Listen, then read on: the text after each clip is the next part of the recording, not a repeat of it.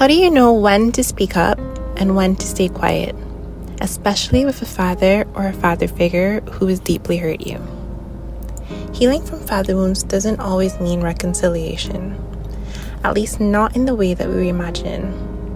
As we grow in awareness and truth, we often face a tension, the need to express our pain versus the need to protect our peace.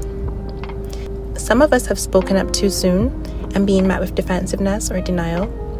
Others have stayed silent for too long, allowing bitterness to build up inside. But God's wisdom invites us into discernment, not suppression, and not emotional outbursts. The question isn't, should I speak or stay silent? But, what is my motive and what is God leading me to do? Here are some signs that it might be time to speak up. Sometimes silence becomes complicity or self-betrayal, and you may be led to speak if 1. The wound or pattern continues to cause harm. 2. Silence feels like dishonesty. You're pretending peace that doesn't exist. 3. God has healed enough of your anger that you can speak from clarity, not resentment. And 4. You feel a divine prompting to bring truth into the open, even if it's uncomfortable. Speaking doesn't always mean confrontation. It might look like setting a calm boundary, expressing hurt honestly, or simply naming what happened to break the power of denial. Here are a few signs that it might be wiser to stay quiet. 1. You've already expressed yourself, but the person remains closed or defensive. 2. Speaking would provoke unnecessary conflict, manipulation, or emotional harm. 3. God is working on your heart first, teaching you to release expectations of their change. And 4. Your peace and growth no longer depend on their understanding. Sometimes silence is protection. Jesus himself stayed silent before Herod in Luke chapter 23, verse 9, not out of weakness, but because he recognized that no explanation would change a hardened heart. Here's the balance that we need to find: speaking in truth and in love.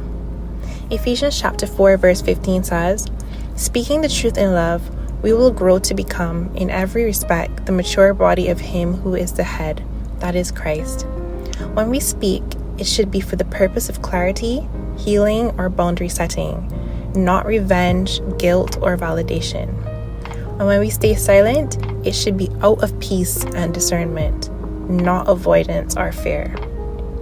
Healing gives us the maturity to choose either, not based on emotion, but on spiritual guidance. Romans chapter 12, verse 18 says, "If it is possible, as far as it depends on you, live at peace with everyone." This verse holds both truth and grace. It acknowledges that peace doesn't always depend on you, but you can still do your part. You can speak truthfully and still be rejected. You can set boundaries and still be misunderstood. You can choose silence and still be accused of coldness. Your responsibility ends where their free will begins. What matters is your obedience, not their reaction. Here are some reflection and journaling prompts for today's episode. What motivates me more right now? The desire to be heard or the desire to have peace? Have I prayed about whether this is a time to speak or a time to stay silent? What outcome am I expecting, and is that outcome realistic or rooted in hope for change? Can I love this person without allowing them to keep wounding me? What might, as far as it depends on me, look like in my situation? Today's affirmation is, I am led by peace, not pressure. I know when to speak truth in love and when to guard my silence in wisdom. God fights for me. I don't need to prove my worth or defend my healing. And today's key verse that we mentioned before, taken from Romans chapter 12, verse 18, "If it is possible, as far as it depends on you, live at peace with everyone." Speaking or staying silent both carry power, but only when guided by the Holy Spirit.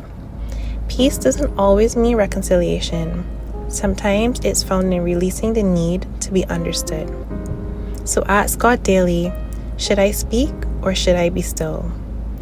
And trust that either way, whether through your words or your quiet, He can bring truth, healing, and peace that surpasses understanding. Thank you so much for joining me for today's episode. You can find a written version of this episode with all of the journaling prompts, key verses, etc. on my Substack, which is Beloved with Cherise. And you can also find us on all podcasting platforms, including Apple and Spotify, as well as YouTube. And don't forget, you can get in touch with me by emailing me at belovedwithcherise@gmail.com. And yeah, please feel free to share, to comment. If you have any questions or queries, to get in touch with me. So until next time, stay rooted in truth, wrapped in grace, and never forget you are beloved.